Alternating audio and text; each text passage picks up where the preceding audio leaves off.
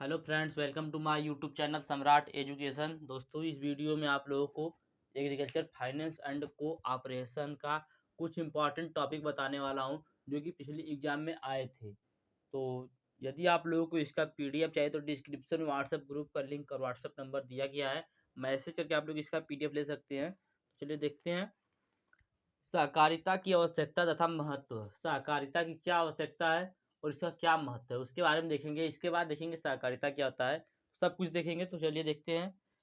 तो गांव में आर्थिक एवं सामाजिक परिवर्तन लाने के लिए सहकारिता एक प्रकार के साधन के रूप में कार्य कर सकता है।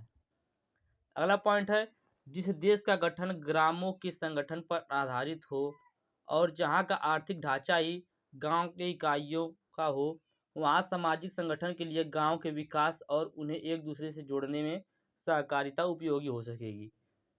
अगला पॉइंट है, जनता में फैली बेरोजगारी को दूर करने के लिए पारस्परिक संगठन का योग आवश्यक हो जाता है।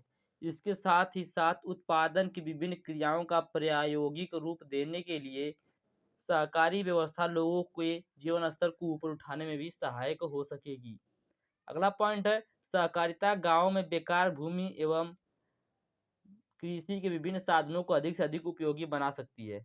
अगला पॉइंट है, समाज के सभी व्यक्तियों में सामुदायिक रूप से समस्याओं को हल करने की भावना बढ़ सकती है।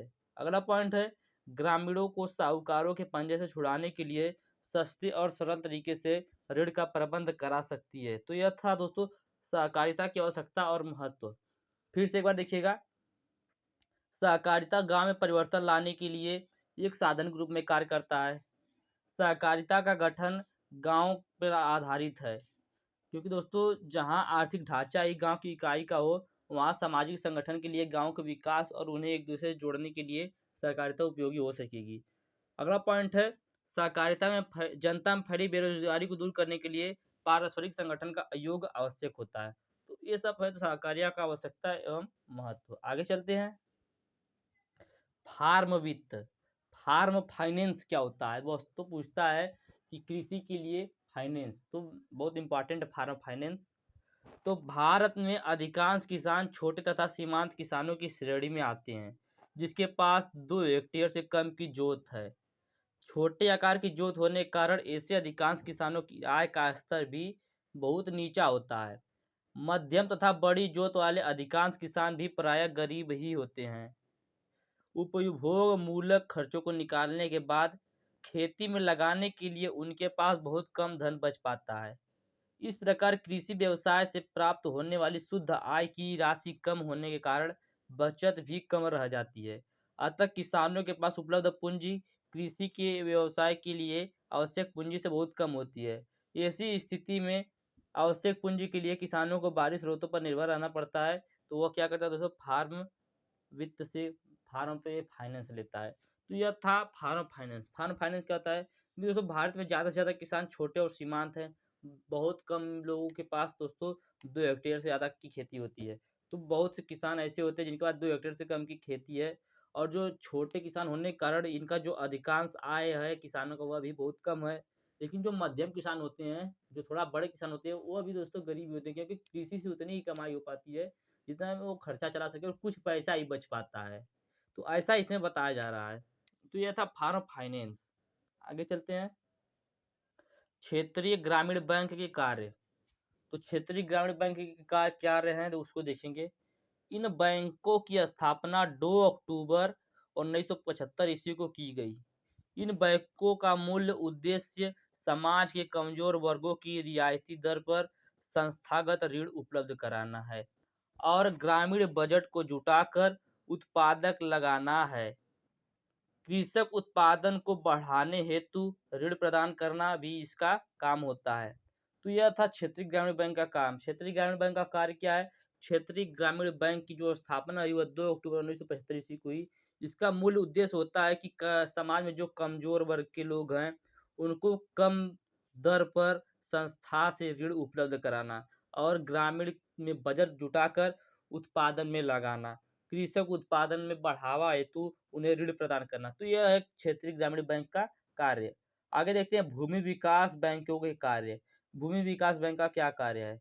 इसका मुख्य कार्य किसानों की भूमि अस्थायी संपत्ति को छुड़वाने हेतु ऋण प्रदान करना है तथा भूमि खरीदने के लिए रुपए उधार देना। जैसे दोस्तों आपने किसी को अपनी भूमि, जैसे दोस्तों गांव होता है ना, सब लोग क्या करते हैं ब्याज पे दे देते हैं, गांव में उसे कहते हैं रेहन, रेहन पे दे देते हैं।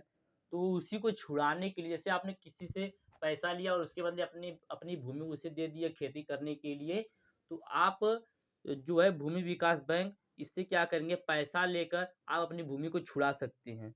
और यदि आपको किसी की भूमि खरीदना है तो उसके लिए भी भूमि विकास बैंक आपको पैसे उधार देती है। तो यही बताया जा रहा है कि इसका मुख्य कार्य किसानों की भूमि अस्थायी संपत्ति को छुड़वाने हेतु ऋण प्रदान करना तथा भूमि खरीदने के लिए रुपए उधार देना है। खेती से संबंधित धंधों की उन्नति करना व किसानों के मकान बनवाना तथा पुराने ऋण को खत्म करने को ऋण देना तथा खेतों की चकबंदी करना, यही भूमि विकास बैंकों का मुख्य कार्य होता है। आगे चलते हैं। उम्मीद करते हैं दोस्तों इतना मैं आप लोगों को बता रहा हूँ समझ में आ रहा है। सूक्ष्म वित्त पर टिप्पणी लिखिए। सूक्ष्म वित्त क्या होता है? सूक्ष्म वित्त का मतलब है अस्थायी अस्थानीय संरचनाएं बनाना। साथ ही सूक्ष्म वित्त से अभिप्राय गरीब लोगों की वित्तीय जरूरतों को देश की वित्तीय प्रणाली की मुख्य धारा के साथ जोड़ना है। सरकार का काम है सेवाएं सुसाध्य बनाना, न कि देना। सरकार का काम क्या है? सेवा को सुसाध्य बनाना, आसान बनाना, देना नहीं। इस विभाग का मुख्य उद्देश्य होता है कि विभिन्न सूक्ष्म वित्त योजनाओं के माध्यम से बैंकिंग से अब तक वंचित ग्रामीण निर्धनों को कम लागत पर दीर्घकालीन रूप में वित्तीय सेवाएं प्रदान कराना। तो दोस्तों यह क्या है? यह है सूक्ष्म वित्त, जो कि दोस्तों जिसके बारे में मैंने आप लोगों को बताया। आगे चलते हैं।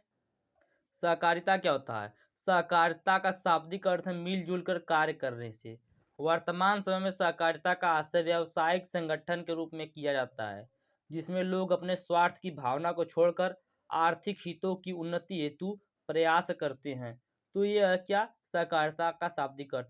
इसके द्वारा प्रतिस्पर्धा समाप्त हो जाती है और मध्यस्थों का लाभ भी समाप्त हो जाता है और साथ ही उत्पादन का वितरण सरल बन जाता है। तो दोस्तों इसके पहले भी मैंने बहुत सा वीडियो बनाया हुआ है फार्मेसी सारी फाइनेंस पे, उसका भी लिंक मैं डिस्क्रिप्शन में दे दूंगा, आप लोग जाके देख लीजिएगा। आगे सहकारिता की परिभाषा। तो इस परिभाषा को दी जाए श्री एच हैरिक ने। क्या बताया है कि सहकारिता एक प्रकार का संगठन है जिसमें व्यक्ति मनुष्य की भांति अपने आर्थिक हितों की वृद्धि के लिए स्वेच्छापूर्वक तथा समानता के आधार पर संगठित होते हैं।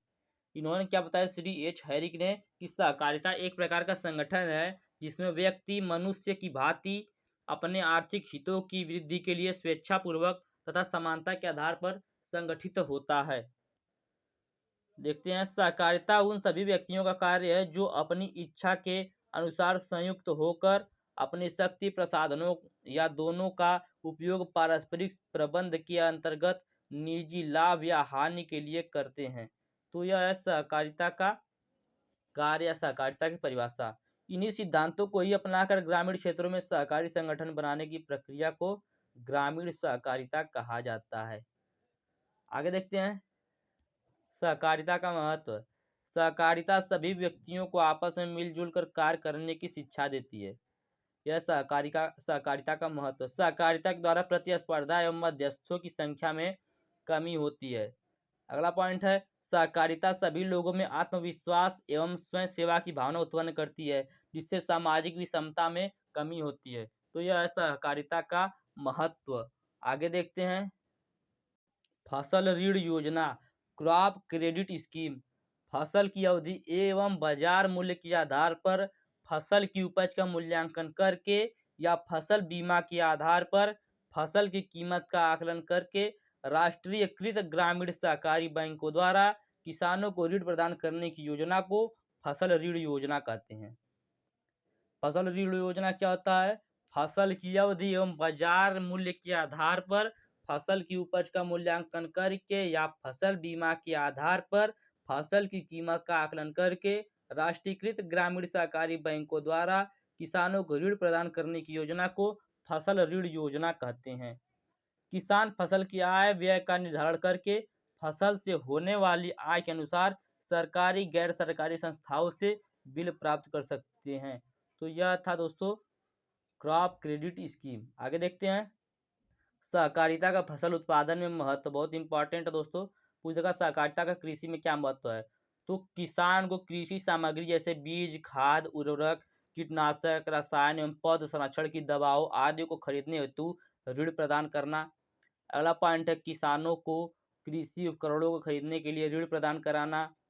अगला पॉइंट है फसल के विपणन की व्यवस्था आसानी से कराना। अगला पॉइंट है फसल के संग्रह की व्यवस्था कराना।